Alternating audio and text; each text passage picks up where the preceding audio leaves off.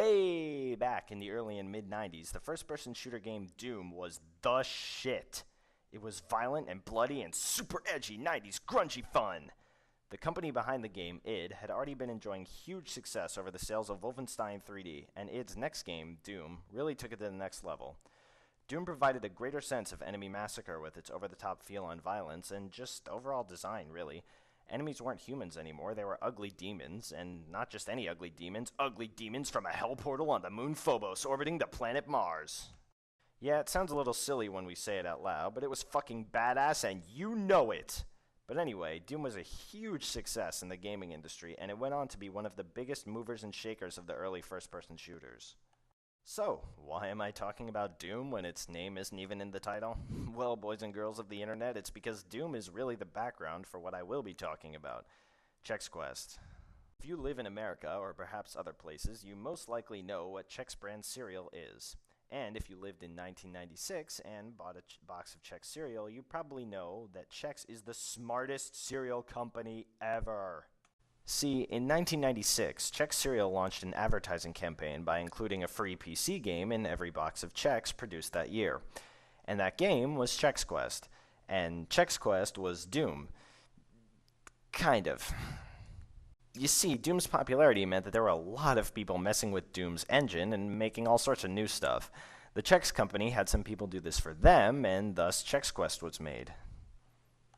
Whoever came up with this marketing idea is probably the messiah of the Chex company, because the inclusion of Chex Quest in boxes of cereal doubled the sales of Chex. That's a sales increase of incredulous proportions. So, why was this thing so successful? Companies have done that whole get something in a box of cereal before. What made this one so great? It's because the game was built on the Doom engine, specifically the Ultimate Doom engine, and Doom was fun as shit. Even better, Chex Quest was non-violent, in a traditional sense of gore and such. Your bullets didn't shoot weapons, they don't really even kill anything, they just zap the enemies back to their own dimension. Thus, it was safe enough for parents, and close enough to actual violence for little kids to not care about the difference. The immense success of the first game resulted in Chex Quest 2 released only about a year after the first, and Chex Quest 3 released in 2008 by two of the original creators of the first two games. So, what about the actual gameplay? As far as story, there really isn't much to say. The baddies of this game, basically living snot monsters called Phlemoids, take over a mining planet, and the UN of space breakfast foods need someone to go in, send them back to hell, or their own dimension, and rescue workers trapped in the mines. The Chex guy, he is never really given a name as far as I know, volunteers and rockets down to the surface of the planet, and this is where the game begins. And that's all the story there is. And honestly, it's all the story the game really needs. A clear and simple goal for young players to strive towards. The game has 5 levels, each a completely different landscape from the last. This is something that really works towards the game's credit. A company producing a free game could have been really lazy with the design and made the excuse that it's free, so don't bitch.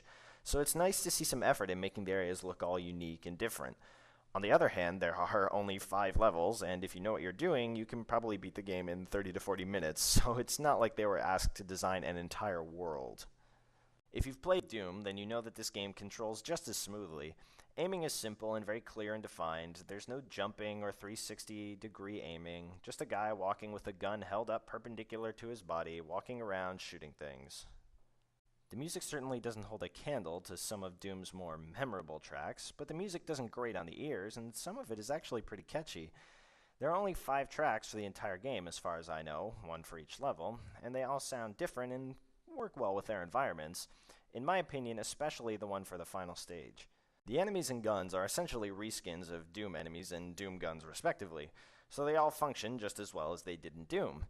The only weapon really worth mentioning is the upgraded melee weapon. It's a rotating spork, which is upgraded from a spoon.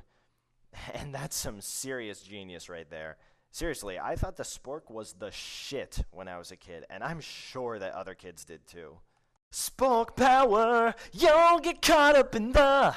Anyway, that's all there really is to discuss about this game. I don't think anyone would say that this is a bad game, because all of its core functions are solid. However, I don't think anyone who didn't get this game as a kid in the 90s will really appreciate it with the same kind of fanaticism that we did as kids. So I would say that while I really do love this game, a lot of that comes from that childish sense of wonder that this free game in a cereal box provoked. I'd be curious to know if any kind of gutsy advertising campaign involving video games still exists in our world, or if this truly was a fantastically unique case.